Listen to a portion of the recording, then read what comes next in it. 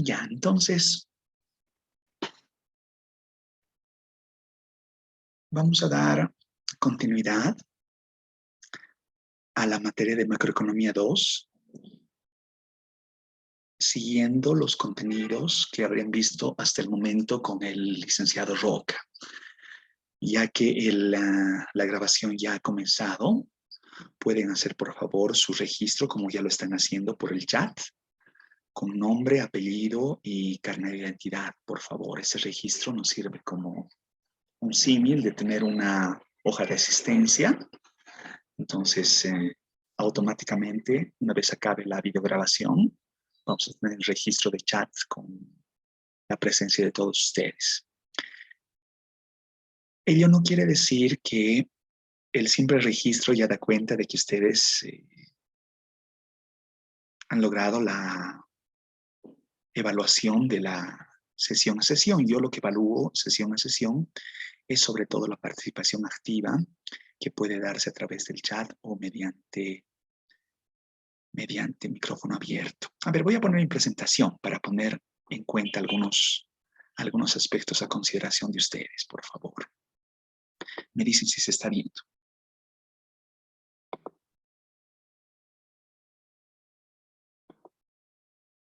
¿Se logra ver?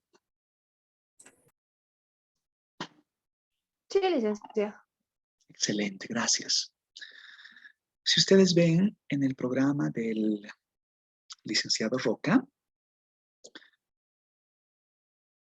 tenemos como tema 3 de extensiones. Yo he tenido una conversación con el licenciado Roca el fin de semana y me explicó a grandes rasgos el avance que han realizado en la asignatura. Yo voy a dar continuidad, es decir, no estamos empezando de cero, sino estamos completando lo que él dejó.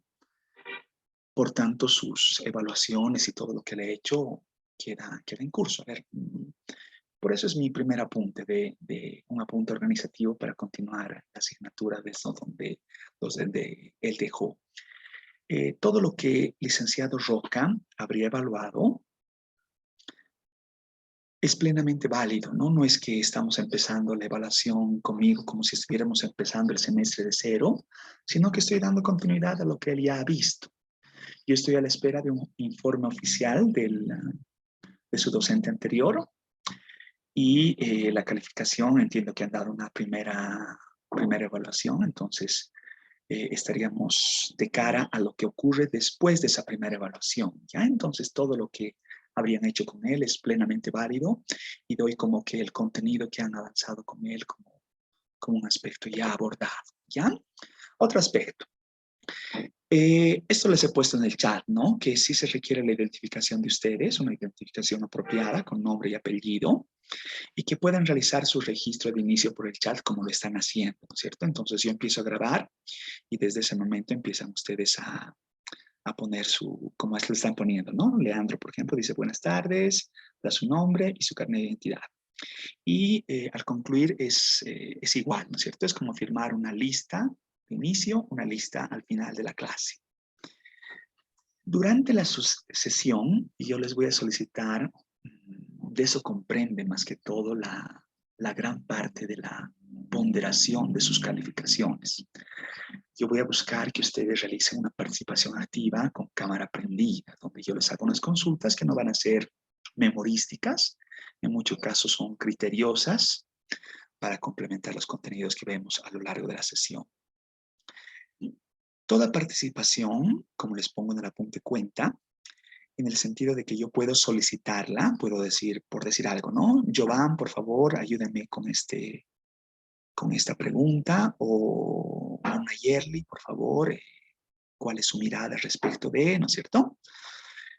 Por supuesto que como somos muchos en esta materia, no voy a poder consultar a todos, ¿no? Se nos iría la hora tratando de lograr respuestas de todos ustedes. Pero quisiera que todos participen. ¿Cómo lo pueden hacer? A través del chat, ¿no es cierto? Entonces hacemos una consulta, hablo con 2, 3 personas y el resto puede brindar su respuesta a través del chat. Si ustedes no responden, es como si no estuvieran en clases, ¿no es cierto? Entonces, por favor, tomen en cuenta ese aspecto. En cuanto a los contenidos, yo procuro de que ninguna transmisión de los mismos sea memorística.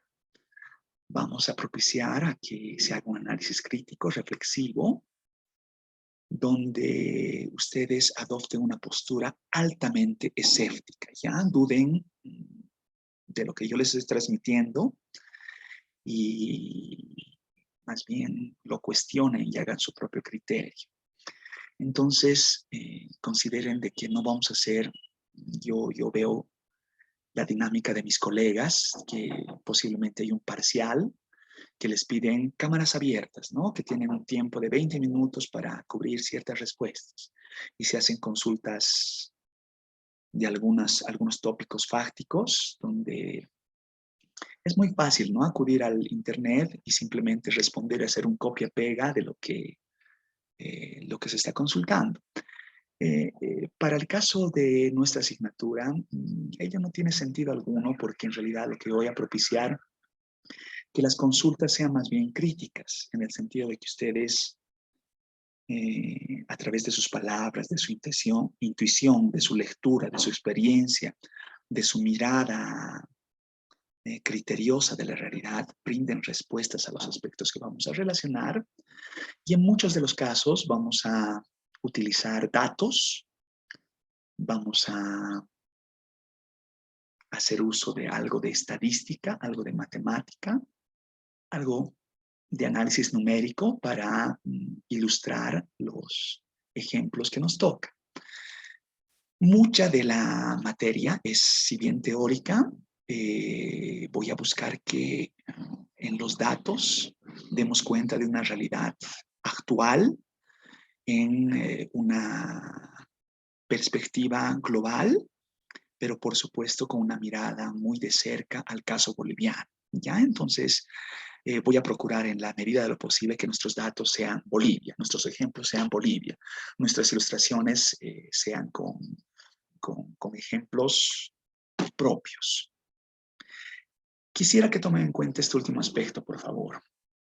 Yo desearía, vamos a procurar que acción final de nuestro semestre comprenda un trabajo final. Un trabajo final que se traduzca en un artículo de corte científico, una producción intelectual de ustedes, sui generis, inédita, en base a los contenidos que veamos a lo largo de la materia. Yo les voy a brindar un formato y vamos a hacer un ejemplo conmigo, pero el trabajo finalísimo de la materia va a ser que ustedes puedan hacer un pequeño documento. Independientemente de lo pequeño, no es la extensión lo importante, sino la rigurosidad del mismo en el uso del método científico. ¿Ya?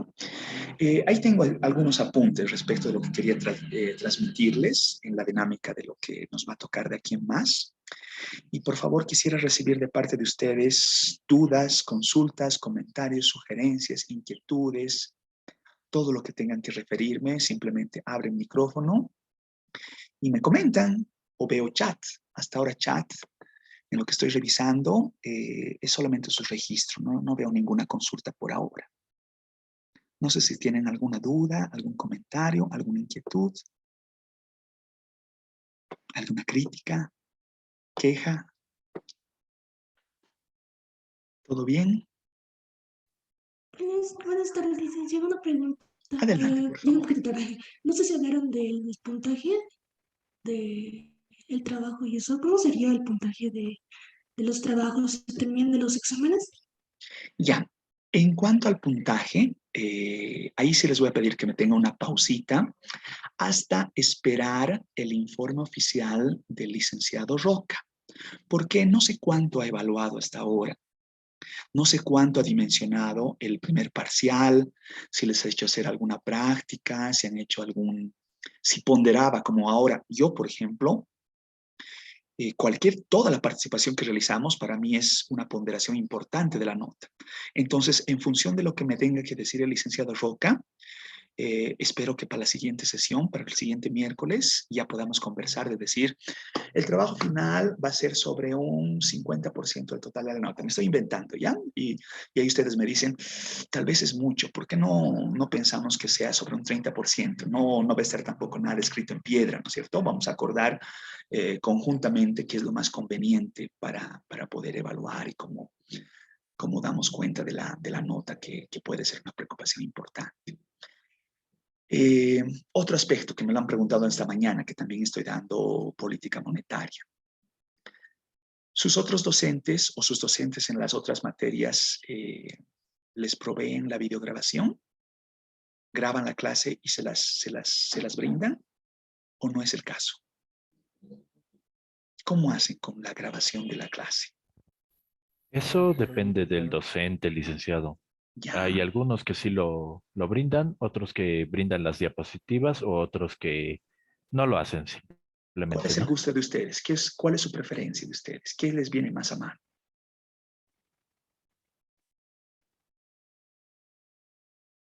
Tal vez sería bueno, licenciado, grabar las clases justo para poder revisar lo que avanzamos. Creo que también sería muy bueno. Pero eso ya Ya. depende mucho de los compañeros. A ver, yo les comento cómo yo trabajo. Ahorita estamos grabando la sesión. El porqué de la grabación, lo que les decía, ¿no? Primero que tenemos registro de lo que estamos haciendo, que luego sirve para recapitular, para recordar lo que se ha hablado. Sirve también para el registro del chat, entonces sus consultas también las estoy grabando. Y termina la sesión. El Zoom me tarda unos momentitos, digamos, en editar el video. Yo lo subo a un canal YouTube oculto y les comparto tanto en plataforma como en el WhatsApp. Y ustedes pueden revisar la grabación. Creo que eso es lo que viene más a mano. Ojo con esto, que es un elemento que el licenciado Ticona, el director de la carrera, ha sido muy insidioso. El tema de las grabaciones no quiere decir un reemplazo a su asistencia a clases. Simplemente es un complemento que da cuenta de lo que se ha visto, ¿no? Para recordar, no sé, para repasar o lo que convenga. Porque la dinámica de clase en símil a presencialidad se la desarrolla durante nuestro tiempo de trabajo, ¿no es cierto? Entonces, por favor, no consideren de que, bueno, hay grabación, entonces yo voy a ausentarme, ¿no es cierto? Entonces, ese no es el caso, ¿ya? De hecho, más bien, el ausentarse una clase les hace perder el puntaje que sería evaluado en esa sesión. Entonces, tomen en cuenta eso, por favor, es muy importante. Prescindir de una participación no va a afectar mucho, pero de pronto cuando hay muchas participaciones que se van prescindiendo, ya juega en contra de la nota, ¿no? Ya, ¿alguna otra consulta, comentario, sugerencia? Algo que Doctor, algo que tal vez habrían acordado con su otro docente y desean continuar, o ustedes me dirán. Les escucho, por favor, adelante. Buenas tardes, doctor, ¿cómo está? Quisiera saber qué textos o libros referencia vamos a utilizar para continuar ya el desarrollo de la materia. Ya, yo no utilizo un solo texto, he visto que les ha provisto su anterior docente varios libros, ¿cierto? Creo que está el Blanchard, tienen el SAC, tienen varios, ¿no es cierto? Yo les voy a proveer otros más, pero para mí más importante que libros de texto, un solo libro de texto, no va a haber un solo libro de texto, es revisar documentación teórica aplicada, papers, ¿ya? Por ejemplo, si ustedes ven en plataforma, ya les he compartido un documento de Ernesto Sherif en función de lo que vamos a hacer el día de hoy, que habla sobre el tema de la histéresis, ¿ya? Entonces, ¿qué les voy a pedir? Por favor, lean el documento de Ernesto Sherif, no en el afán de que es un control de lectura, no va a ser un control de lectura, pero sí en una mirada informada para que podamos dialogar el día miércoles en función de lo que hace Ernesto Sherif en ese documento.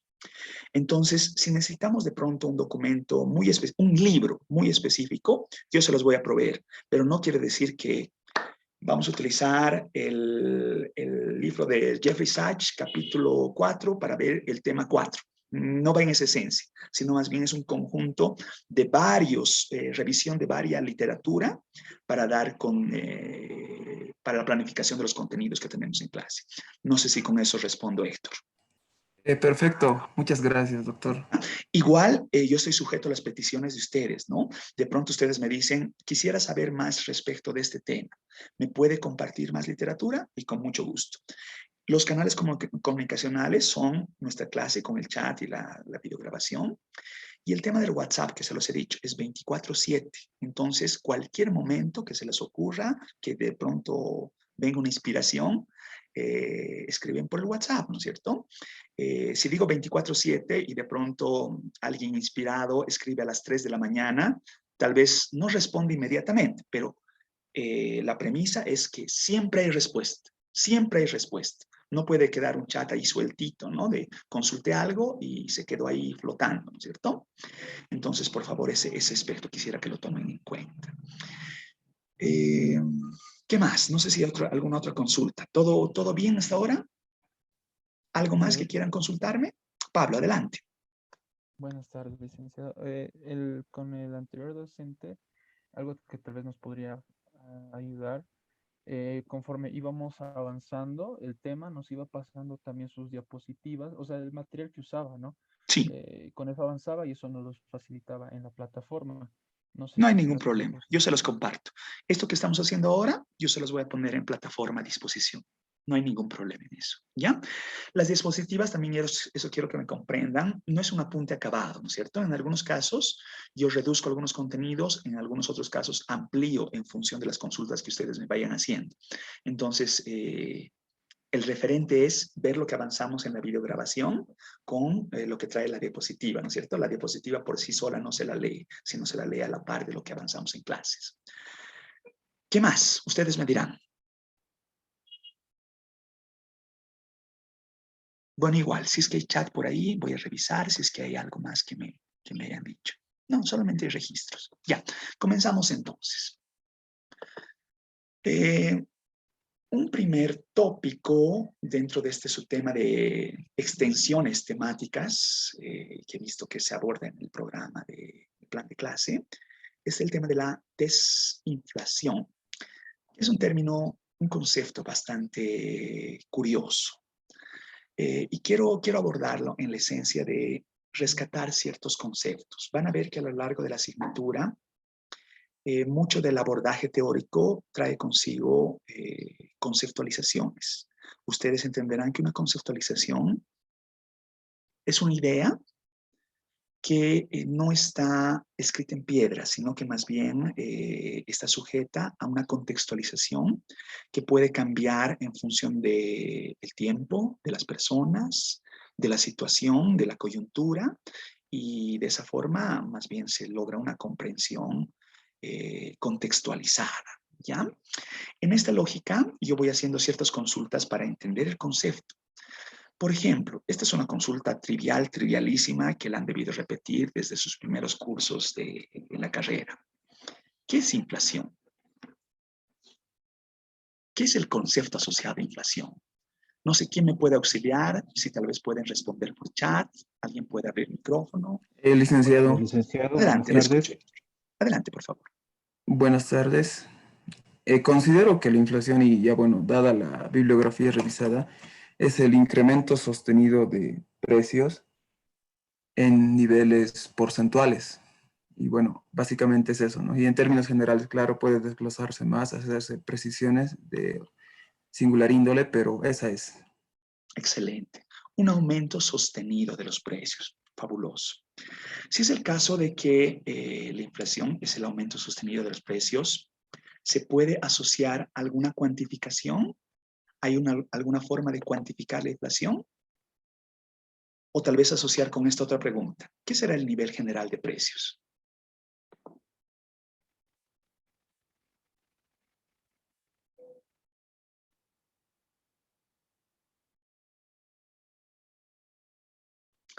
Por ahí me está respondiendo.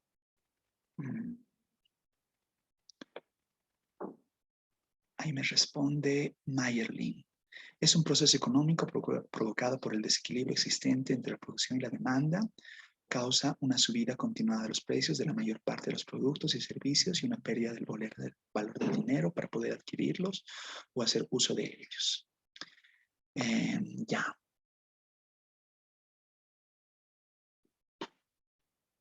¿Quién cuantifica los precios? ¿Hay alguna entidad que verifica los precios? ¿Cómo se miden los precios?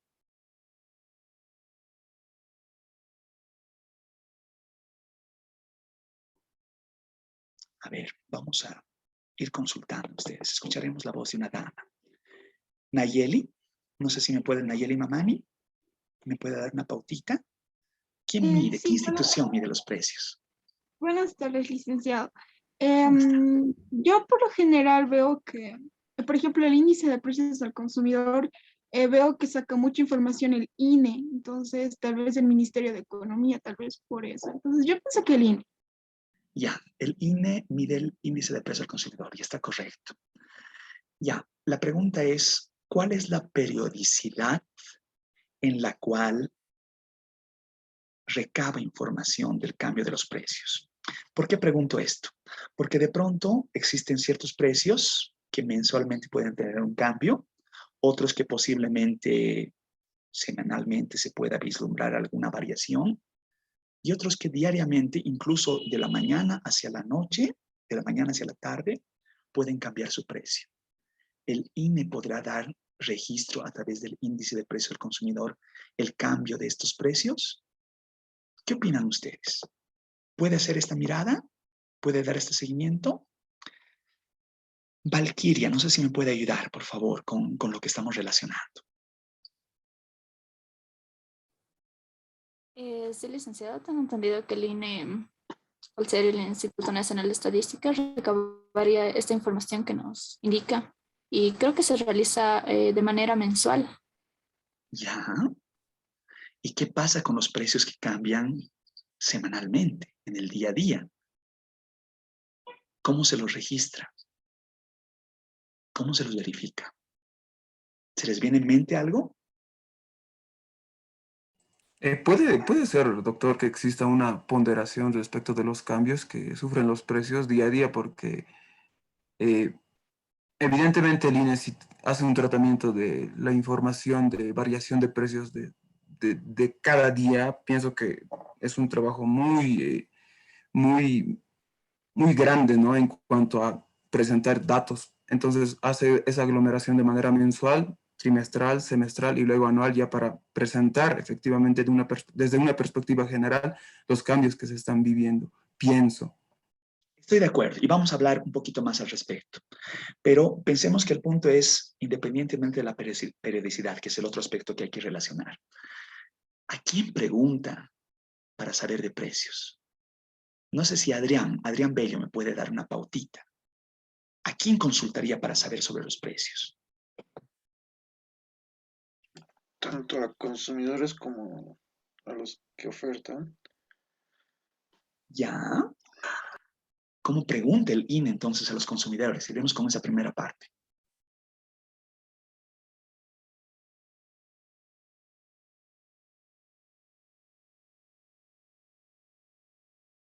Mediante encuestas.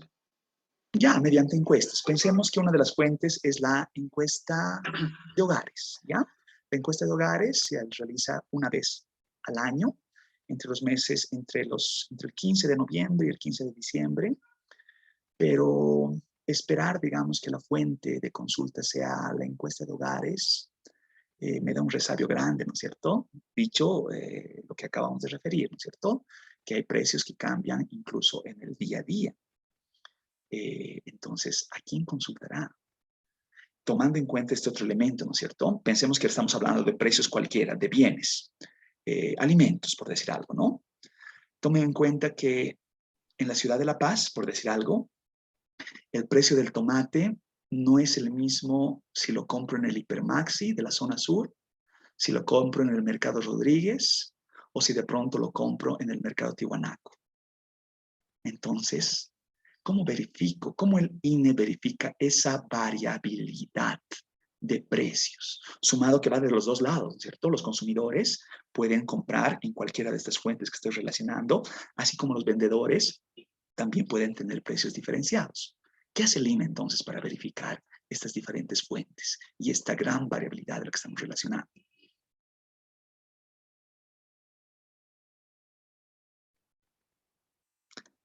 Sergio Bustillos, no sé si me puede auxiliar un poquitito, intuitivamente hablando, ¿cómo se puede hacer esto? ¿Por dónde va la mano?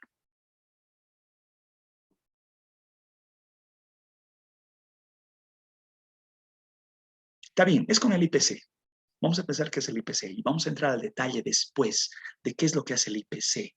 Pero intuitivamente hablando, yo le estoy consultando, imagínense el rol del Instituto Nacional de Estadística, que tiene que construir un índice de precios al consumidor, pero resulta que la dinámica de los precios es sumamente compleja. Hay precios que cambian, precios que no pueden dar un seguimiento en espacialidades, en temporalidades muy, muy grandes, sino más bien debemos hacer un seguimiento continuo, constante y, si posible, extenso de esta variabilidad de precios. ¿Cómo se les ocurre que lo hacen?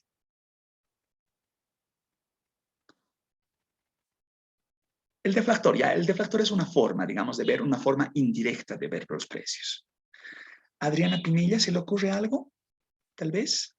¿Cómo podría ser esto, esta lógica de rescatar precios? ¿Qué hacemos?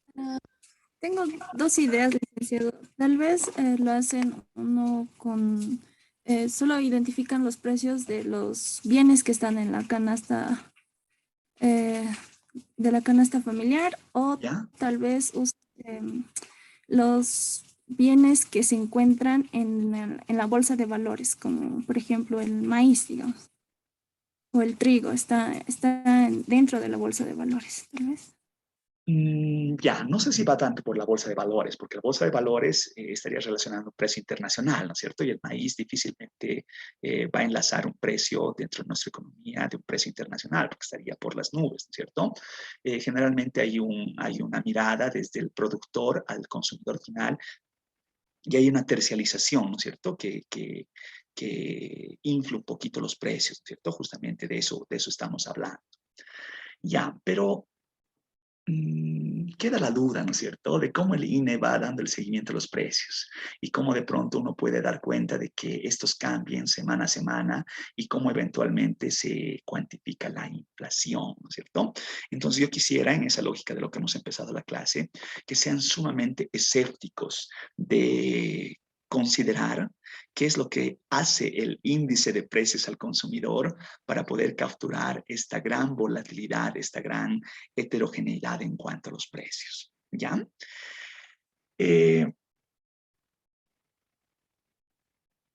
Pensemos de que hay una lógica procedimental de cómo se calculan los precios en Bolivia.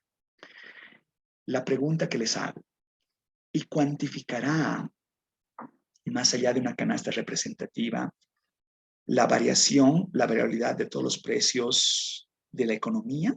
¿Podremos tener una cuantificación que verifique cómo se van moviendo los precios en la economía? ¿Podremos lograr algo así? ¿Es posible verificar de qué precios caen y qué precios aumentan? ¿En qué bienes? ¿Y bajo qué lógica? ¿Bajo qué monitoreo? ¿Bajo qué seguimiento? Y podemos hablar en la trivialidad de las cosas, ¿no? ¿Quién determina el precio de un servicio mainstream, de un Netflix, de un HBO Max? ¿Quién determina ese precio? ¿Quién determina el precio de un PlayStation 5? ¿Quién determina el precio de una hamburguesa? ¿Cómo se determinan estos precios? Licenciado. Adelante, por favor, le escucho. El que determina el precio sería el mercado, licenciado. ¿Ya? ¿Cómo lo hace entonces en práctica? Está bien. Teóricamente es lo que nuestro libro de texto dice, ¿no es cierto? Pero ¿y en práctica cómo se hace esto? ¿Cómo ocurre? Pensemos que yo quiero adquirir un PlayStation 5. ¿Cómo se determina este precio? Yo creo que los que producen ese PlayStation tienen que sacar costos y tienen que tratar de que su precio sea competitivo. ¿Ya? ¿Es un precio homogéneo dentro del territorio nacional boliviano? ¿Se cobra el mismo monto o hay variabilidades en precio? Hablando de un bien cualquiera. No me tomen mal el ejemplo. Ya estoy hablando de un PlayStation 5. Podríamos hablar de cualquier otra cosa. ¿Ya? Entonces, ¿existe un único precio para el PlayStation 5 en todo el territorio nacional? ¿Quién lo determina? Licenciado, buenas tardes. Bueno, Buenas tardes. cuando vamos a elegir, por ejemplo, los precios, como bien lo decía mi compañera, vamos a determinar nuestros costos y aparte vamos a tener un margen de contribución porque vamos a tener una ganancia. Por ejemplo, cuando estamos en competencia perfecta, no tenemos esa ganancia. ¿Por qué? Porque hay muchos productores y muchos demandantes también, pero depende del mercado en el que estemos. Por ejemplo, si estamos en un monopolio, vamos a tener el poder de negociación. Entonces Ya. nosotros vamos a poder determinar ahí los precios. Mientras tanto, en competencia perfecta, ¿no? Entonces, creo que de esa manera podemos hacer, de acuerdo al mercado en el que en el mercado que estemos y de acuerdo al producto también que tengamos. Porque nuestro producto, por ejemplo, para estar en un monopolio tiene que ser un producto diferenciado o innovador que ninguna otra empresa tenga y digamos, nosotros nomás tengamos, aunque este monopolio solo puede ser, por ejemplo, por un determinado tiempo, si es que hay otras personas que vienen, otras empresas y quieren competir con mi producto, ¿no? Entonces va a haber otro producto similar, pero si es que no se da, entonces nosotros tenemos que seguir innovando.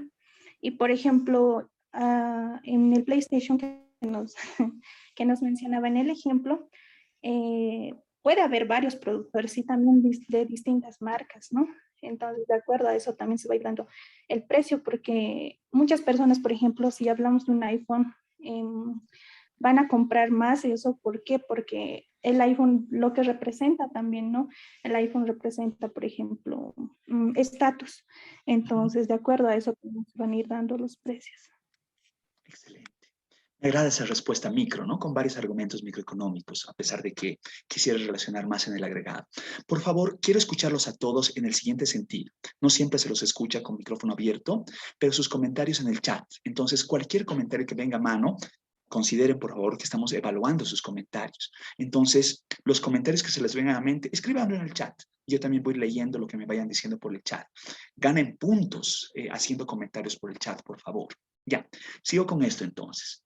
Pensemos de que, ya, entiendo ese tema de los mercados competitivos y de pronto que uno puede tener mayor o menor poder de mercado para determinar los precios y está fabuloso. En el ejemplo del PlayStation 5, independientemente de que hayan muchos ofertantes del producto, piensan que en la realidad habrá algún vendedor, algún comerciante, trátese de lo Justus, trátese de Rey Salmón, incluso con ventas por internet, de que venda el producto en un precio menos del que ha comprado. Imposible, ¿no es cierto? ¿Para qué lo vende?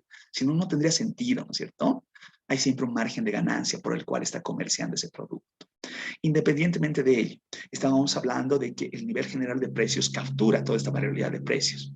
Pero en el ejemplo que le estoy dando del PlayStation 5, den cuenta, por favor, que hay ciertos elementos, ciertos bienes que el nivel general de precios no va a capturar en su variabilidad, ¿no es cierto? Y nosotros sabemos que hay cambios, ¿no es cierto? Es decir, uno incluso agarra varias ofertas, ¿no? Si quiere comprarse el PlayStation 5, que es un producto costoso, va a preguntar dónde está más barato, ¿no es cierto? Y de esa forma va dando cuenta de la compra que uno desea realizar, ¿no es cierto? Y lo mismo pasa con cualquiera de los muchos productos. Pero las cuantificaciones en los agregados difícilmente capturan esta variabilidad. Ya, sigamos con eso. Dicho que la inflación es el aumento sostenido de los precios, entonces, análogamente, ¿qué debería entender por desinflación? ¿Cuándo hablo de desinflación? ¿Qué será una desinflación? A ver, escucharemos a alguien que no ha escuchado hasta ahora. Gabriela Quispe, tal vez me pueda ayudar. ¿Qué será una desinflación? Licenciado. Adelante, por favor. Una desinflación, si la inflación es considerada el crecimiento de los precios de los productos, la desinflación podría considerarse el descenso de los precios. Sí. como tal. Excelente, excelente. Análogamente va en ese sentido. Conceptualmente, se dice que la reducción de precios no puede llegar a una reducción nula, a cero, digamos, o una reducción negativa.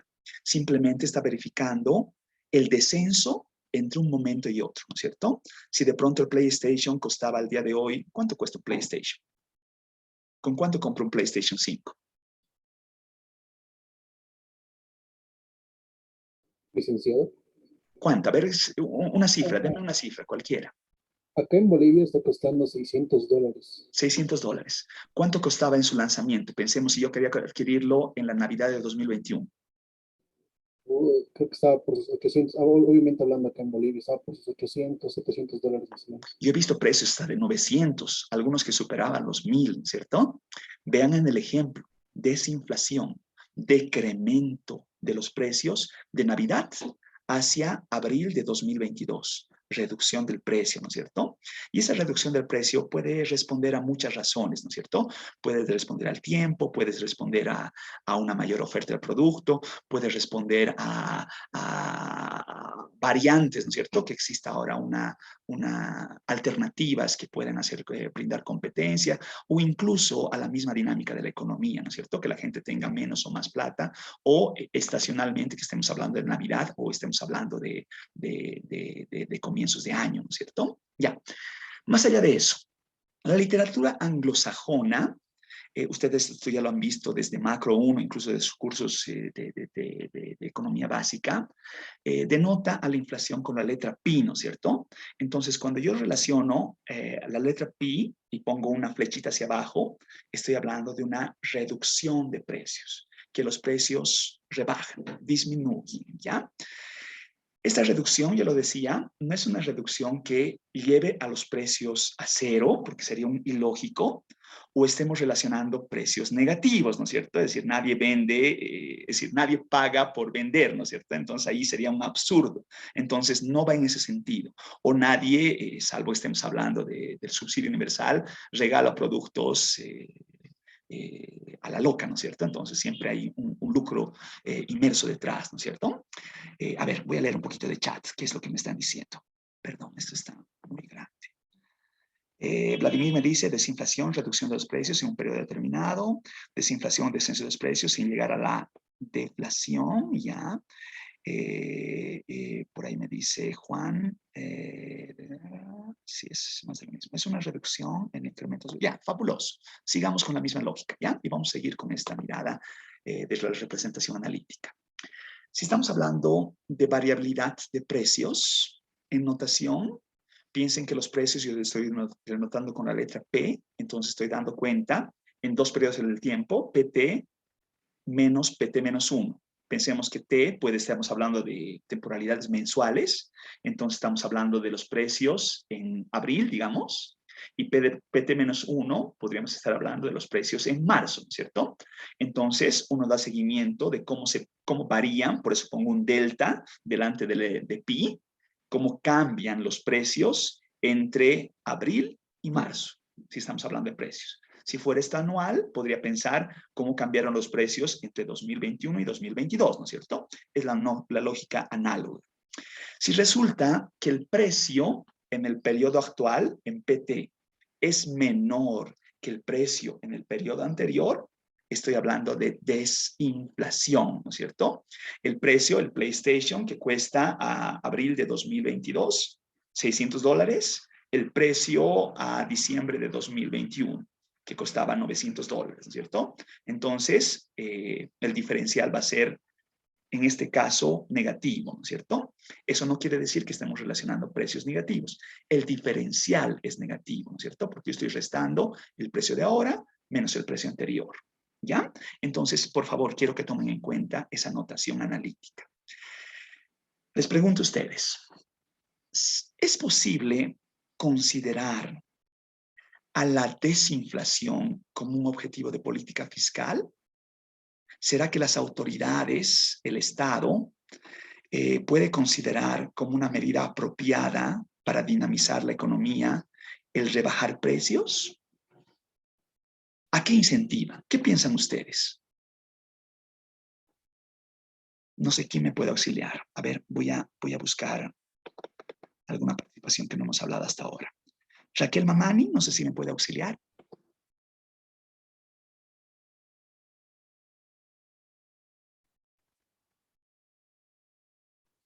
A ver, voy a apuntar a Raquel, que no la estoy viendo. Hablaremos entonces con Rubén Gutiérrez, si está por ahí.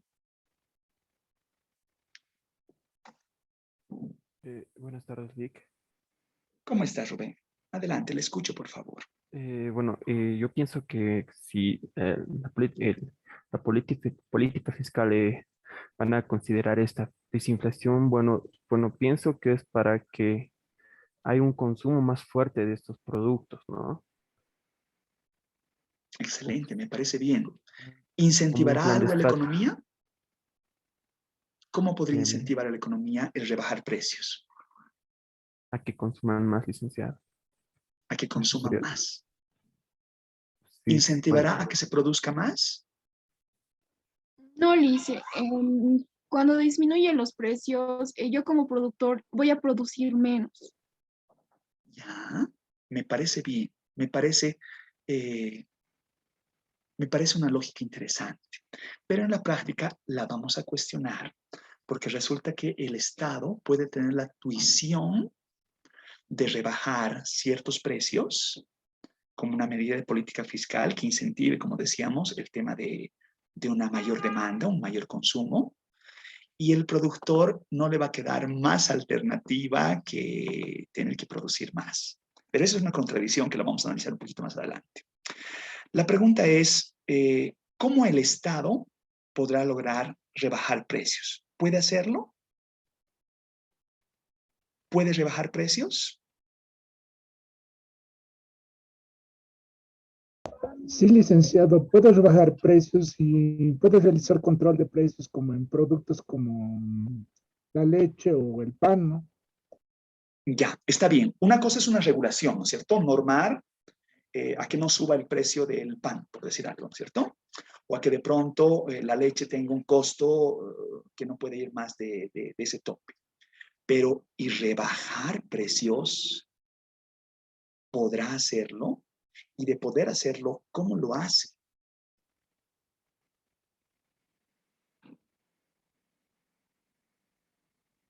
Las subvenciones, licenciado. ¿Cómo se da la subvención? Me parece me agrada la respuesta. ¿Cómo se da el tema de las subvenciones? A ver, cuénteme eso, por favor, que es una buena forma.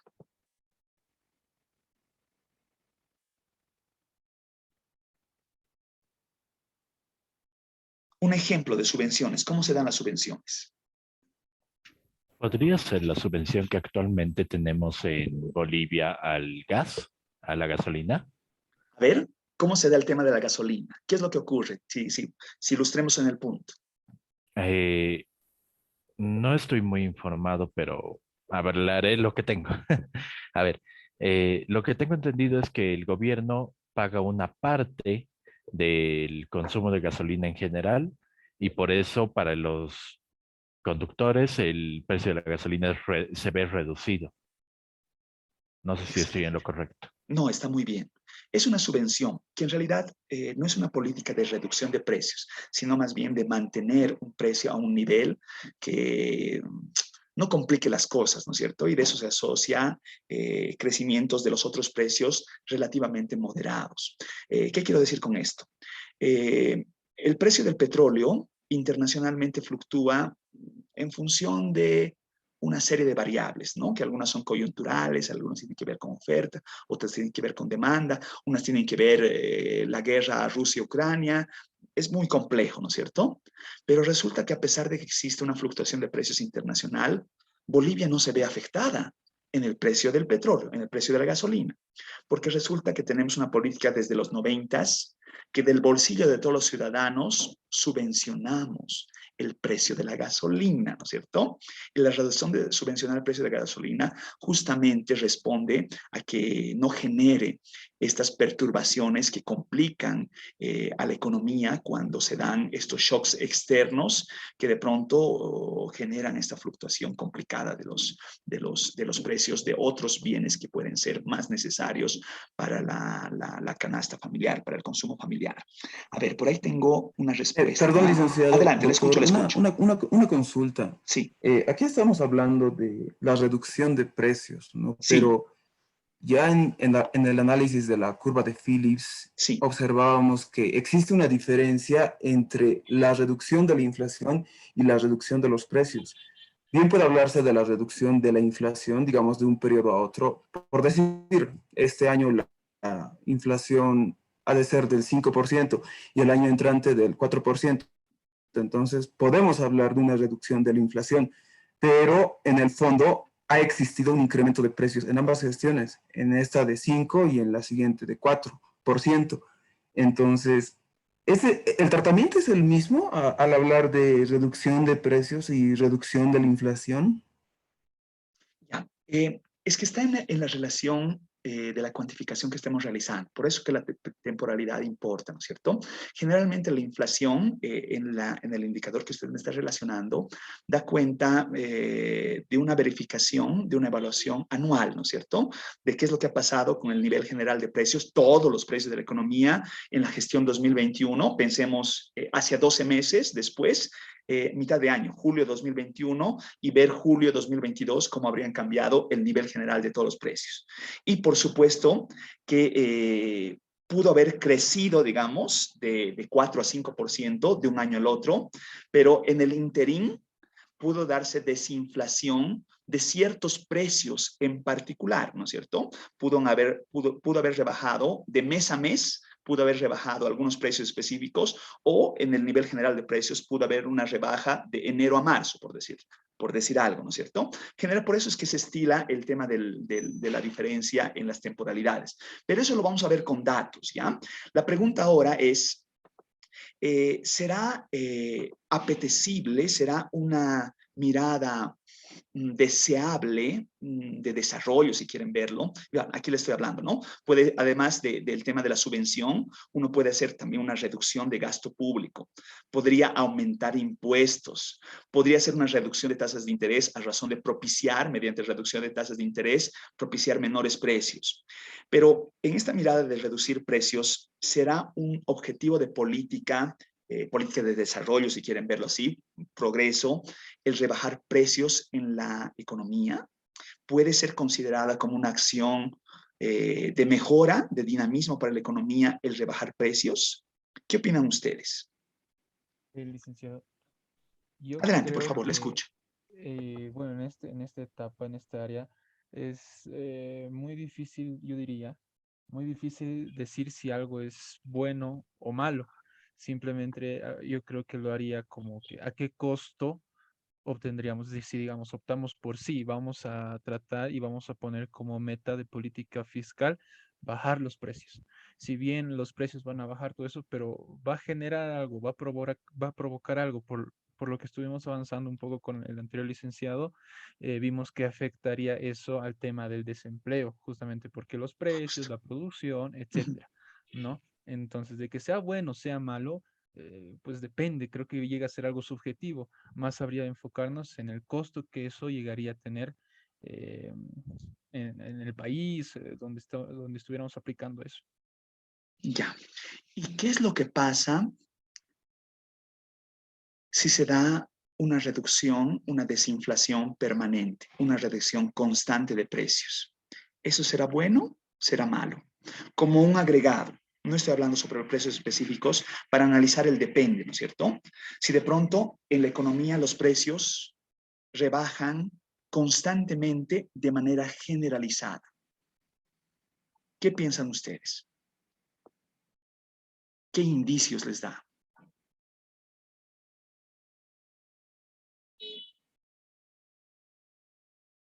Quizá, doctor, en el corto plazo un incremento de la tasa de desempleo, en el corto plazo. Sí. No, está bien. Puede traducirse en una reducción, ya veíamos ese vínculo entre desempleo y precios, ¿no es cierto? Ya, puede traducirse tal vez un desempleo, pero, a ver, voy a matizar el punto de una manera más intuitiva. ¿Ustedes consideran, si estamos hablando de un ámbito regional, ya, que los precios en Bolivia son menores que los precios en las otras economías regionales, en las otras economías del mundo? ¿Eso es bueno? ¿Eso es malo? Si es bueno, ¿por qué? Si es malo, ¿por qué? Primeramente, ¿les viene la intuición de que el estilo de vida, los precios que sopesamos todos los bolivianos, son menores que el resto de los otros países? Chile, Perú, Argentina, para los que han viajado cercanamente o un poco más lejos, ¿no notan precios distintos?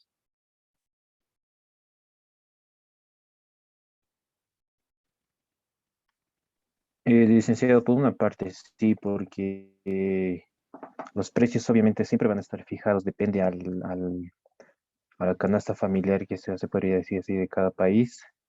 Cuando yo viajé a Chile, una simple Coca-Cola costaba como de 20 bolivianos a 25 aproximadamente. Esa diferencia siempre se mantiene, licenciado. Sí, y de pronto si digamos el mismo precio, ¿no es cierto? Que estamos hablando de una Coca-Cola en Japón, $8, ¿no es cierto? Entonces ya para nosotros una latita de Coca-Cola de $8 nos parece sobredimensionado, ¿no es cierto?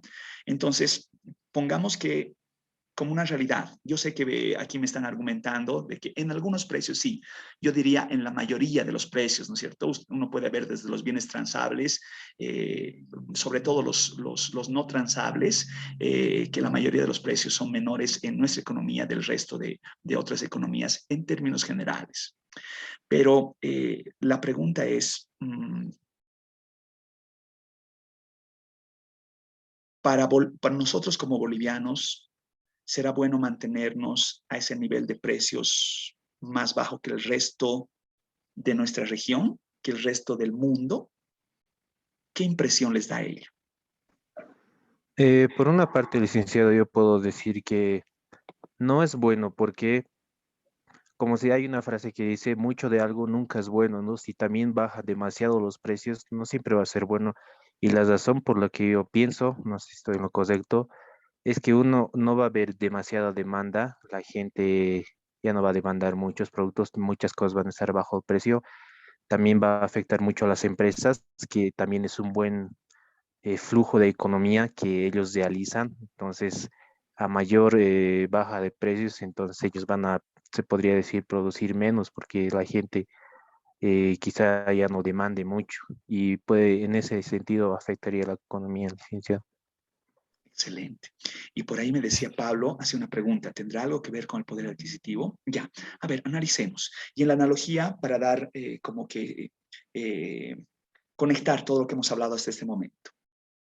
Entonces, esta lógica de reducir precios mediante la subvención de los carburantes, de la gasolina específicamente, pensando que está manteniendo bajo todos los precios de la economía a costa de quedarnos con precios reducidos del resto del contexto internacional, ¿cómo la podremos evaluar? ¿Como una buena mirada? ¿Una buena medida de política? ¿O tiene sus contras también? ¿Qué piensan ustedes?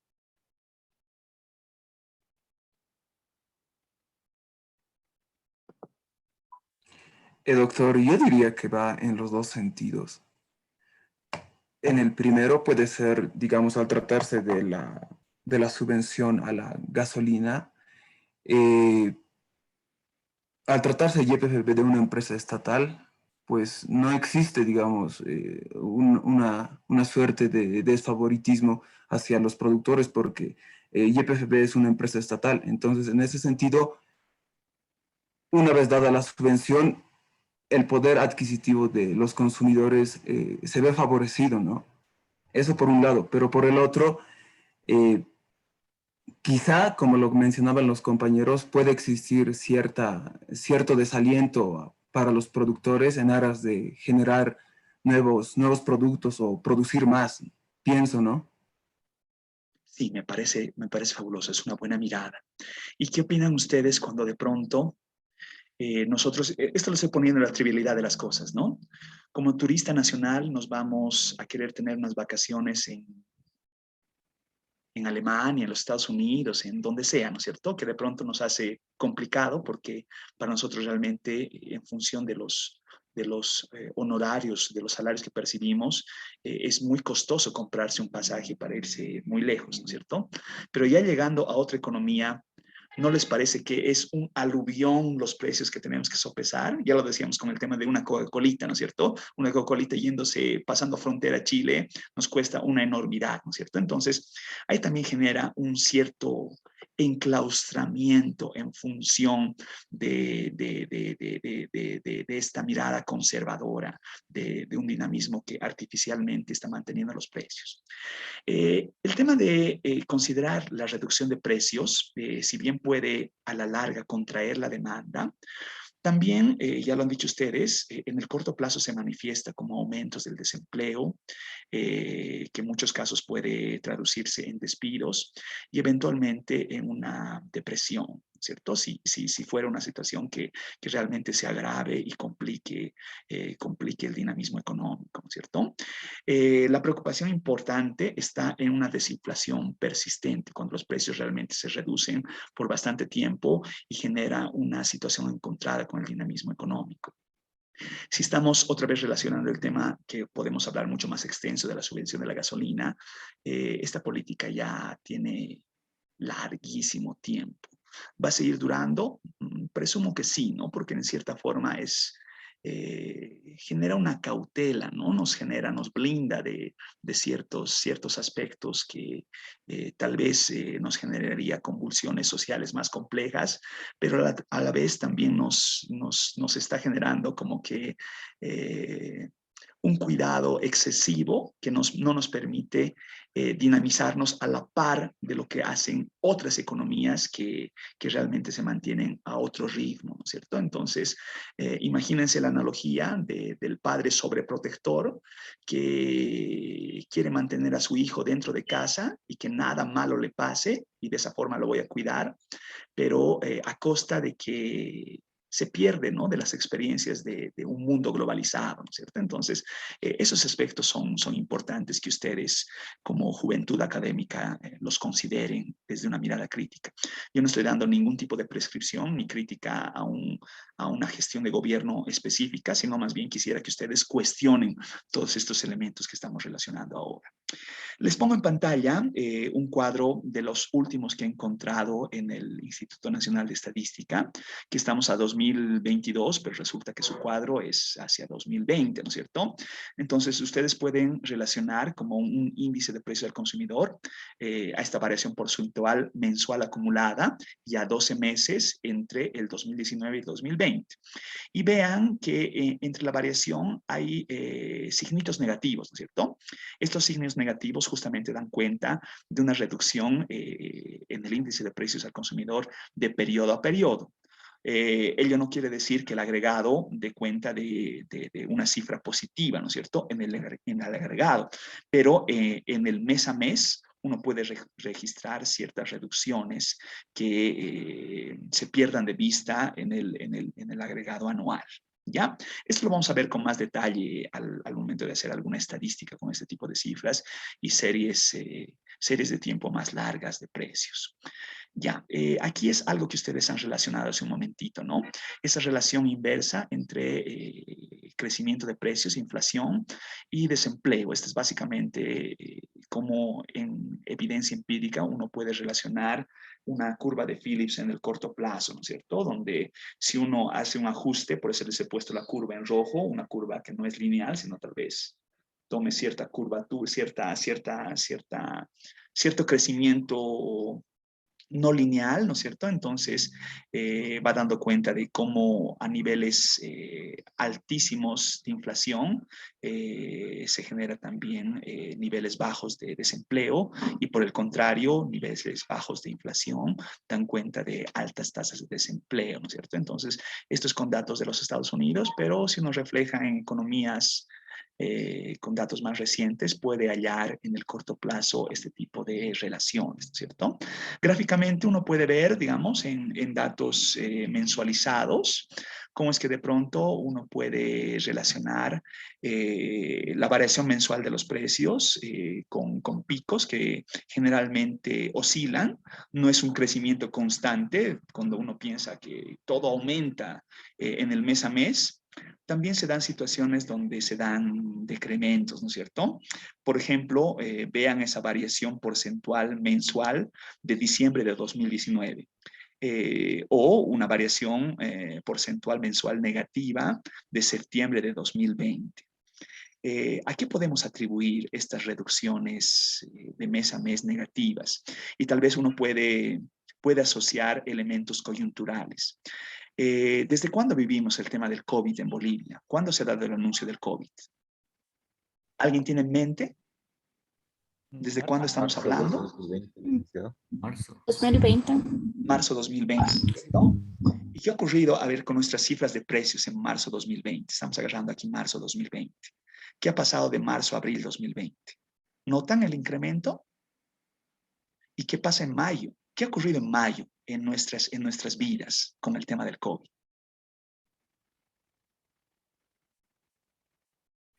La cuarentena rígida. Así es, ¿no es cierto?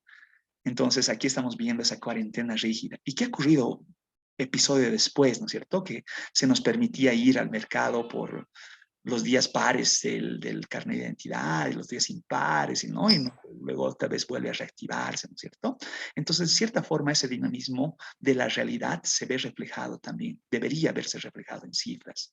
La gran consulta acá es, ¿y qué ha pasado en septiembre de 2020? ¿Por qué otra vez tenemos esta bajada? ¿Qué presumen que pudo haber ocurrido acá?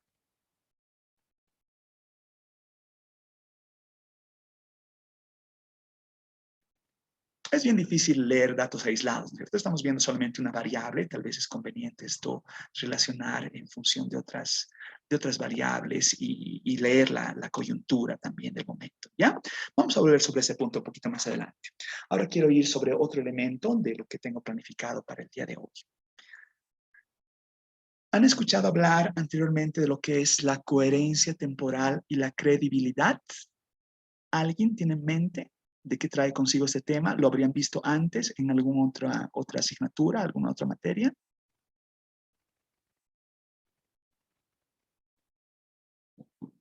¿Nadie? Ayúdenme con el chanchullo Google. ¿Qué es coherencia? ¿Cuándo digo que algo es coherente?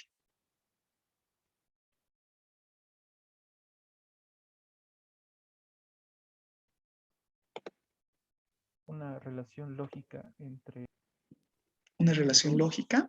cosas. Ya, está bien. ¿Qué dice el Google? Adelante, adelante. Prácticamente coherente es algo que tú dices como una persona cuerda, ¿no? No dices, por ejemplo, son razonamientos lógicos y razonables, ¿no? Cuando tú explicas algo o estás diciendo algo concuerdo y lo estás diciendo con todos tus 5 sentidos, ¿no? Eso es coherente para mí. Ya.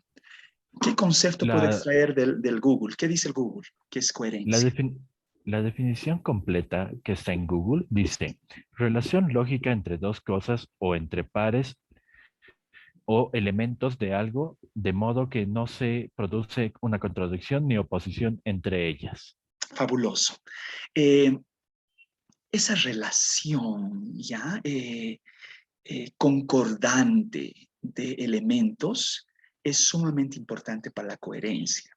Dentro de nuestra asignatura de macroeconomía, nosotros hacemos uso de mucha representación analítica, modelación, que debe ser contrastada con la realidad. La coherencia justamente se logra a través de tener una modelación matemática, pensemos, y que esa modelación matemática tenga un complemento con lo que está sucediendo en la realidad. Si la realidad va por un lado y el modelo matemático, por más riguroso que este sea, va por otro lado, incoherente, ¿no es cierto? Entonces, justamente tiene que ver esa mirada de que el planteamiento teórico analítico, matemático, estadístico, debe ser coherente con la realidad.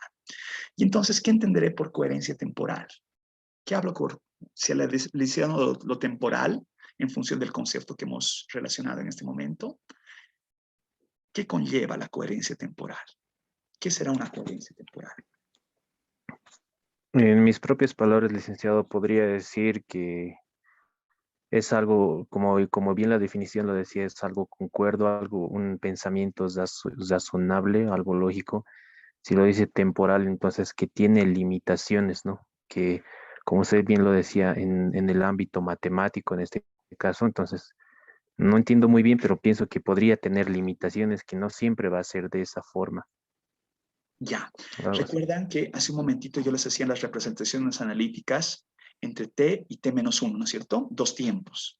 Entonces, coherencia temporal va a ser que tenga una misma relación de variables, de acción, de procedimiento, de resultados entre dos temporalidades analíticas, ¿ya? Si entre las dos temporalidades la acción sigue procedimentalmente el mismo seguimiento, es coherente. Ahora, si estamos hablando de coherencia temporal y asumo el otro concepto de credibilidad, ¿qué debo entender por credibilidad? ¿Qué es credibilidad? Prácticamente, licenciado, la credibilidad es la confianza que uno tiene sobre algo. Fabuloso. También puede ser la capacidad de poder confiar en cierta cosa. Eso también depende mucho de los métodos y también de los componentes de lo que maneja eso para hacerse creer o no. Pero prácticamente es confiar en algo. Confiar en algo, está bien. Ya todavía no voy a entrar en la representación analítica. Quiero agarrar la parte intuitiva de las cosas primeramente. A ver, quiero que me sigan en lo que les voy a decir. Hablando de política económica. ¿Puede alguien relacionarme alguna situación, las que se les venga en mente, donde resulta que la autoridad gubernamental ha tomado una acción y de pronto se desdice de lo que ha dicho y cambia de rumbo? ¿Tienen en mente algo así que hace el gobierno, que hace nuestro gobierno? Les soplo un ejemplito, ¿ya? Y de este vamos a encontrar muchos otros. ¿Recuerdan de la exigencia del carnet de vacunación? ¿Se acuerdan? ¿Qué es lo que ha pasado? ¿Cómo era la política? Estaban pidiendo sí o sí la exigencia del carnet de vacunación exclusivamente para lugares en los que esté mucha gente concurrida, también en lugares como bancos, oficinas y más que todo para los bancos, decían, ¿no? Pero luego han dicho que ya no, porque la gente se estaba amotinando más o menos. ¿Cuál era el propósito de exigir el carnet de vacunación? ¿Por qué estaba exigiendo el gobierno el carnet de vacunación? El licenciado Sí, adelante. era perdón. El Adelante, propósito era adelante. que la mayoría de las personas lleguen a vacunarse. Y también había una ilógica entre las partes, o las partes que no querían vacunarse argumentaban de que las vacunas llegaban a vencerse, y también ese era el propósito del gobierno, que lleguen a acabarse las vacunas en su totalidad. Ya, excelente, ¿no es cierto? Entonces, ¿cuál hubiese sido? Pensemos que estamos hablando, esto creo que ha sido hacia comienzos de año, ¿no? El 20 de enero, por ahí. ¿Cuál hubiese sido la política coherente ante esta exigencia?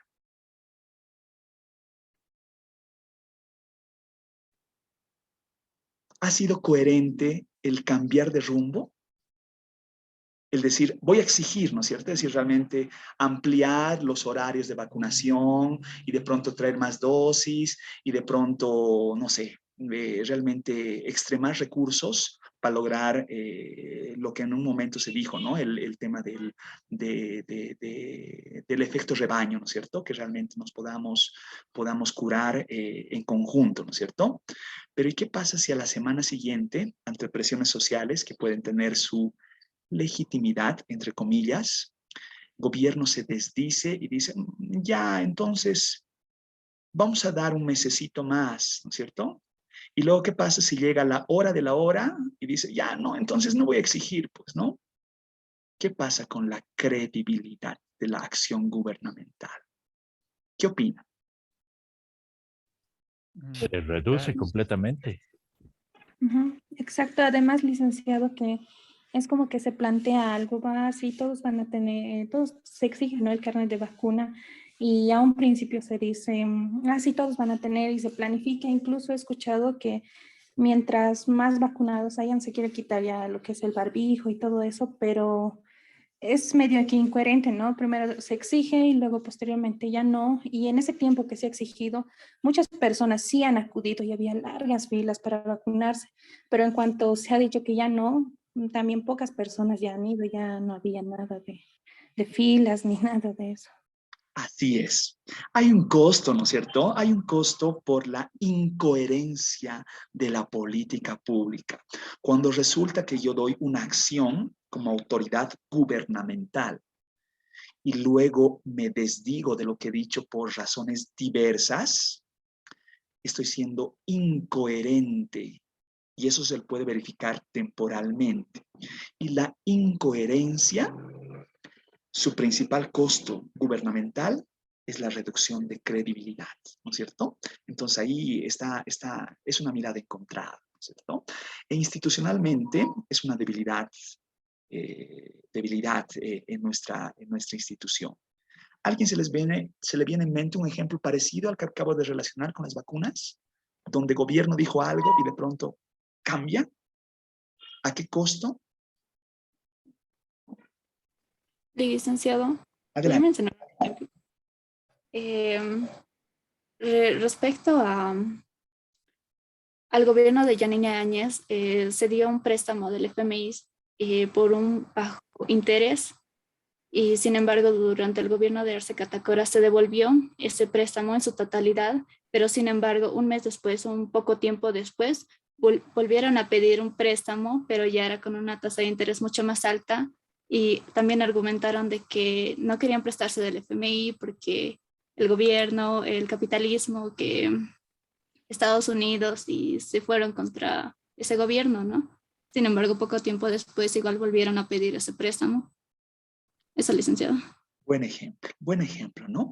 Entonces ahí quiero que ustedes sean críticos, sin asumir bandera política alguna, de la incoherencia temporal, ¿no es cierto? Que puede tener ciertos causales, pero que en credibilidad, imagínense a los organismos internacionales, como país, no estamos hablando ni de Yanine ni del actual presidente, sino como país, como Bolivia, relacionas una acción y de pronto cambias las cosas y te desdices. Y luego te vuelves a desdecir, ¿no es cierto? Entonces realmente lo estamos hablando, ¿no? En términos coloquiales, es un chispotazo. Hacer ese tipo de cosas no es dable, ¿no es cierto? Ahí tiene que haber un dimensionamiento político de concordancia, ¿ya?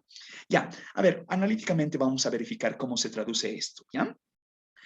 Piensen que estoy relacionando una función de utilidad social, ¿ya? Una función de utilidad, ustedes saben ya por sus cursos de economía básica, de microeconomía, las funciones de utilidad justamente relacionan de manera, en un orden jerárquico, bienestarismo, ¿no es cierto? Entonces, curvas de utilidad superiores me generan mayor felicidad, mayor satisfacción, ¿no es cierto? Entonces, esta función de utilidad que adopta una forma funcional particular está dando cuenta de un bienestar social expresado de manera lineal, donde verifica esta relación encontrada entre inflación y desempleo, ¿no es cierto? A medida que la inflación aumenta, el desempleo reduce y viceversa, algo que hemos visto hace un momentito, ustedes lo han hablado con su anterior docente, que se relaciona en la curva de Phillips en el corto plazo, ¿no es cierto? Ahora, los parámetros A y B simplemente se los lee como cuantificaciones que van a dar cuenta que deberían ser contrastadas con evidencia empírica.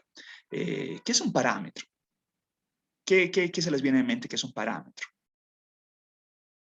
Chanchullo Google, ¿qué es un parámetro?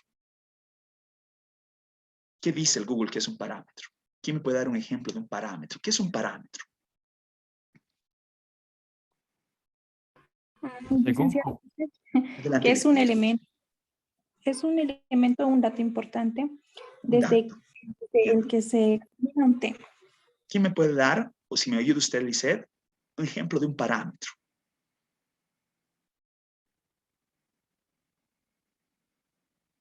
Un parámetro es un elemento de un sistema que permite clarificarlo y poder evaluar alguna de sus características. Excelente. Ya, pero eso está bien, es un concepto de texto. ¿Qué es un parámetro? Intuitivamente hablando. Ya, a ver, yo les pongo un ejemplo. ¿Qué se necesita para dibujar un círculo? ¿Un compás? Un compás. Pero ¿y cuáles son los parámetros? Un radio. El radio. Excelente. Un parámetro nos falta. El punto del centro. Centro, radio, ¿no es cierto? Entonces yo tengo esos dos parámetros y esos dos parámetros me permiten replicar la totalidad de una forma geométrica, ¿no es cierto? Entonces, con los dos parámetros, parámetro, dato 1, centro, dato 2, radio, yo puedo tener el todo. ¿Qué necesito para hacer una línea? ¿Qué parámetros necesito para hacer una línea? 2 puntos. De los cursos Dos puntos. social. 2 puntos, ¿no es cierto? O punto pendiente, ¿no es cierto? Si yo tengo un punto acá, puedo trazar una línea hacia el infinito. Entonces quiere decir que esos 2 puntos, parámetros. O puedo tener un punto y una pendiente y trazo una línea al infinito. Parámetros, ¿cierto? Entonces parámetros son datos que me permiten replicar un todo. ¿Ya? Entonces, entiéndase en esa explicación que A y B son parámetros. Son parámetros, al igual que decía que me permite una representación gráfica de una función de utilidad. En este caso, una función de bienestar social, lineal. ¿Ya? Siguiendo con esa lógica, pensemos que estas representaciones, como curvas de indiferencia, cada vez son más elevadas, ¿no es cierto? Si bien relacionan una mirada inversa entre inflación y desempleo, a curvas de indiferencia más elevadas, mayor bienestar social. Entonces ustedes vean en esa representación gráfica, la U0 es menor que la U1 y es menor que la U2 y así sucesivamente, ¿no es cierto? Entonces yo voy verificando niveles superiores de bienestarismo a curvas más elevadas, ¿ya? Esto se puede hacer una programación estática, digamos, donde maximizo la función de utilidad sujeta a una restricción presupuestaria que va verificando el diferencial entre funciones de utilidad dado una función de precios. ¿Ya? La función de precios es un dato. Resolviendo este problema de maximización, voy a dar cuenta de una respuesta basada en los parámetros que generalmente da un nivel de precios positivo, ¿no es cierto? Vean que aquí se ha sumado un subíndice D, que le estoy apuntando ahí con el cursor, donde está dando cuenta de una primera política de maximización que hace el gobierno de manera discrecional. Es decir, si bien hace un proceso de maximización, es gobierno quien toma la decisión final de decir de si aumento inflación, aumento precios o reduzco precios, estando en la potestad de hacerlo. Ya. Y en función de los precios que determine discrecionalmente también va a asumir una función de utilidad dada, que como decimos, hay una relación inversa entre desempleo e inflación, va a ser una función de utilidad negativa que me lleve a niveles de bienestar cada vez menores. Por otro lado, yo puedo dar cuenta del mismo proceso de maximización, pero ya no considerando una política de precios discrecional, sino más bien podría pensar en una política de precios fija que dé cuenta de precios determinados a priori por el gobierno, ¿no es cierto? Igual sigo el proceso de maximización estática, donde estoy buscando rebajar a cero el crecimiento de los precios y de esa forma lograr una función de utilidad que tampoco crezca, ¿no es cierto? Entonces, contradictoriamente, el establecer una política de precios fija me va a llevar a niveles de utilidad que tal vez no sea el óptimo, ¿no es cierto? Sino uno menor que el discrecional. finalmente, si de pronto yo cambio la lógica a volver a la política discrecional, me va a llevar a un nivel de utilidad menor todavía, ¿no? Entonces, es el ejemplo de la vacuna, ¿no es cierto? Primeramente yo digo discrecional, luego establezco una política de precios fijo y luego vuelvo a discrecional, ¿no es cierto? Entonces, en esa lógica de ir y volver, desdecirme de la política que posiblemente me iba, si era coherente, me iba a llevar a mejores resultados de bienestar social, resulta que contrariamente me está llevando a un menor bienestarismo el cambiar con el viento, ¿no es cierto? El primeramente discrecional, luego fijo, luego discrecional, hace que reduzca los niveles de bienestar en función del cambio que habría hecho en la acción de gobierno. ¿Ya? Esto yo se los voy a relacionar con datos más adelante y de hecho gran parte de esto lo tengo yo argumentado con un documento que se los voy a mostrar un poquito más adelante cuando veamos cifras. Quiero irme a un elemento más, estamos con unos 5 o 10 minutitos máximo para acabar nuestra clase, para relacionar otro concepto. Histéresis, chanchullo Google, ¿qué es la histéresis? ¿Qué dice el Google que es la histéresis? Que no creo que de buenas a primeras, si simplemente ponen histéresis, les arroje un concepto económico. Puede ser que les arroje un concepto de la física, un concepto de química, ¿no es cierto? ¿Qué dice el Google que es histéresis? ¿Quién me auxilia con chat o con abriendo micrófono? ¿Qué había sido histéresis? Licenciado. A ver, licenciado, dice fenómeno por el que el estado de un material depende de su historia previa y que se manifiesta por el retraso del efecto sobre la causa que lo produce. Ya, excelente. Ese es como que un concepto. Yo encontré otro concepto. De la economía. Adelante, Gabriela, le escucho, por favor. La histéresis es un concepto que empleado en economía suele hacer referencia sobre el mercado laboral. Se usa originalmente por Blanchard en 1986. Es un ciclo recesivo debido a los efectos derivados sobre el consumo e inversión. Es normal que la tasa de paro aumente. Ya, va bien. Solamente lo único que voy a modificar de ese concepto puede ser que se haya popularizado con el tema del desempleo. Sin embargo, la histéresis, como un fenómeno extraído de la física, va a relacionar a cierta recurrencia de los eventos. ¿Qué quiero decir con esto? A ver, voy a usar otro concepto más genérico, ¿ya? Estoy hablando de pensar que la histéresis va a ser, esto por favor apúntenlo, va a ser un fenómeno económico expresado en variables que muestran una tendencia. Pensemos que pueden crecer o pueden decrecer. Pensemos en este caso para el ejemplo, tendencia creciente, que luego es muy difícil revertir las mismas a través del manejo de política.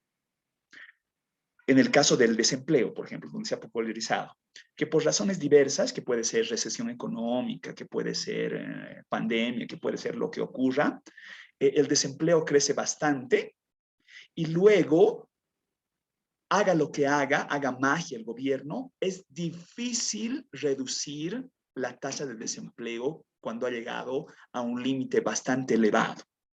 Y esto puede ocurrir no solamente con fenómenos como el desempleo, puede ocurrir con otros fenómenos también vinculados. Les voy a dar un par de ejemplos. Hablo del desempleo, que se hace difícil luego de que este pueda reducir, generando un desempleo permanente o persistente. Pero vean este otro ejemplo. Los bonos, por ejemplo. A ver, yo les pregunto ahora, y luego vamos a hablar del otro que hemos hablado también antes, del subsidio de la gasolina. Yo sé que para todos ustedes es familiar el Juancito Pinto, la Renta Dignidad, el Juan Azurduy y toda esa chauchita de plata del tesoro para los bolivianos, ¿cierto? ¿Por qué digo chauchita? Porque ¿para quién es familiar la chauchita, el término de chauchita? ¿Qué es chauchita? ¿Saben lo que son chauchitas? Votar, despilfarrar, licenciado. ¿Cómo es la acción cómo se chauchita? ¿Cómo hacen ustedes la chauchita? ¿Cómo hacían en colegio o lo siguen haciendo en la universidad las chauchitas? Pensemos que tengo dulcecitos, ¿no es cierto? Entonces, chauchitas, agarro mis dulcecitos y boto al aire, ¿no es cierto? Y quien se agarra. El gran problema con las chauchitas es que el más fuerte, el más altote, el que tiene mano más larga, agarra más dulces, ¿no es cierto? Entonces, esos son las chauchitas, ¿no es cierto? Ahora, ¿qué pasa con los bonos, ¿no es cierto? Los bonos es algo similar, ¿no es cierto? Es la entrega de dulces, la entrega de plata, que no tiene en muchos casos un destino específico de fin social, ¿no es cierto? Entonces beneficia a griegos y troyanos y al final del día es un mayor despilfarro, ¿no es cierto? Ahora, la pregunta es, en esta lógica de la histéresis, podremos, a ver, primeramente iré con el pauta. ¿Qué pasará? ¿Qué se les ocurre que pasará si de pronto el gobierno de turno dice, es mucho el gasto del Juancito Pinto y ahora vamos a eliminar el Juancito Pinto del programa escolar? ¿Qué creen que puede pasar? ¿Se podrá hacer? ¿Qué podría pasar si se anuncia, No, el gobierno licenciado, anuncia eso? ¿Qué ocurre? Caos, licenciado. O sea, de que se puede, ¿no? Pero eso va a generar una revuelta a los padres de familia, a los mismos profesores. O sea, como le digo, de que se puede, ¿no? El gobierno lo hace y ya, pero va a generar mucho conflicto, ¿no? Como dices, es muy complicado. ¿Alguien dice que no se puede?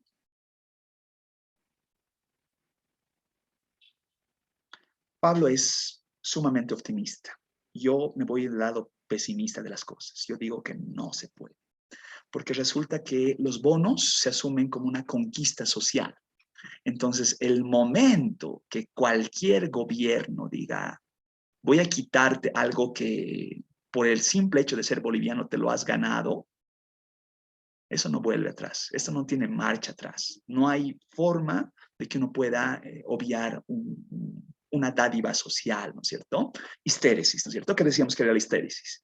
Cuando resulta que hay una acción que luego no se puede retornar, no se puede obviar, no se la puede quitar. Entonces hay una histéresis en ciertos programas sociales. ¿Qué pasa con la gasolina? ¿Se podrá hacer que la gasolina fluctúe a los precios internacionales? ¿Qué pasará en nuestra economía? ¿Qué piensan? Si de pronto viene un valiente mandatario y dice, ya, desde ahora ya no va a haber subsidio a la gasolina, ¿qué ocurrirá? Creo que ahí Licenciado, yo sí creo que se... sí. Adelante, Horacio, iremos con usted Ya, primero. gracias, licenciado. Yo creo que ahí sí se pone la cosa muy fuerte, porque la gasolina es lo principal para todo, ¿no? Para transportar los alimentos, para transportar los bienes, se usa gasolina. Para el transporte de los empleados a sus fuentes de trabajo, se usa gasolina. Para todos se usa gasolina. Entonces, sería un golpe muy fuerte a la economía y obviamente también los ingresos del gobierno se verían aumentados porque estaría quitándose un gran peso de encima, ¿no? No sé. Histéresis. Y me gusta la respuesta de Héctor, que dice en su respuesta, es ¿qué ocurriría? Decía, ¿no? Y dice él, reelección. Sí, ¿no es cierto? Es complejo, es complejo. Es darte un tiro al pie, ¿no es cierto? Como mandatario es darte un tiro al pie y ocurrir lo que ya sabemos que ocurría con un mandatario que no hablaba muy bien el castellano, ¿no es cierto? Entonces, esas cosas suceden en política macroeconómica. Ya, a ver, quiero hacer lo siguiente, por favor. Voy a dejar de compartir mi pantalla y quiero compartirles algo que tengo abierto por ahí para que lo hablemos el día miércoles. Me dicen, por favor, si se está viendo. Debería tenerlo. Ay, ¿dónde está? ¿Dónde está? No lo encuentro.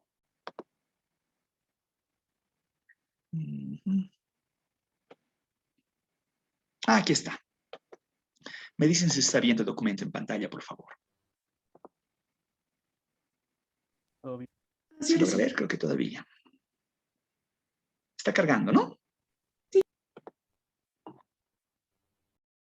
¿Ahora sí? Sí, licenciado. Excelente. Ya.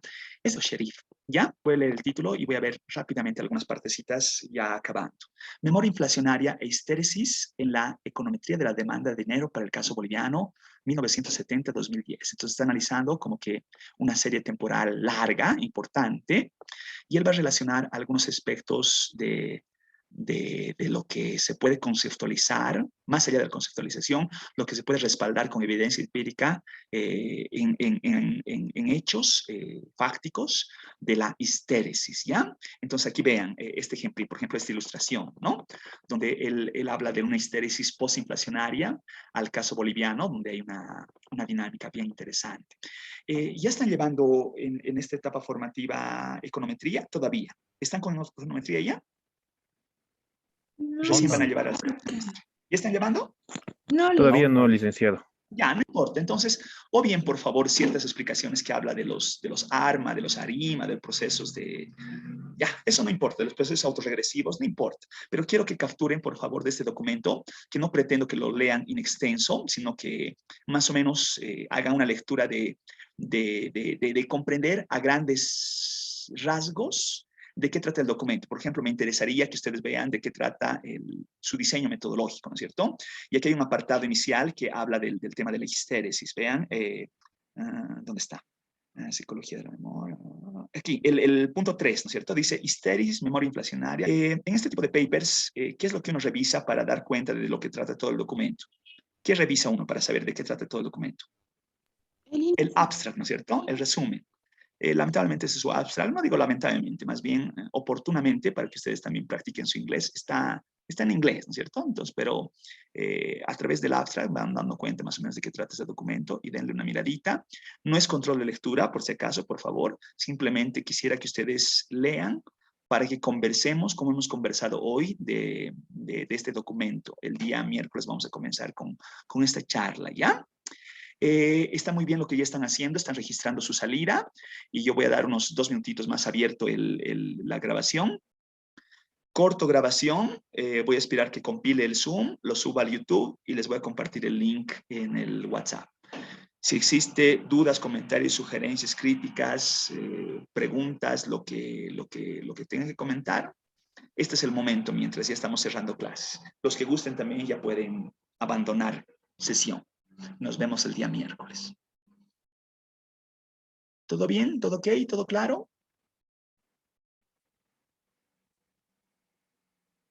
Todo claro, licenciado. Excelente. Les agradezco. Permiso, doctor. Bueno. Excelente. Nos vemos el día miércoles entonces. Cualquier pedido que ustedes tengan o cualquier consulta, si de pronto no lo estamos refiriendo por este medio, el WhatsApp, les he dicho, es 24/7. Me lo hacen conocer por ese medio, ¿ya? Nos vemos el miércoles. Muchísimas gracias por su tiempo.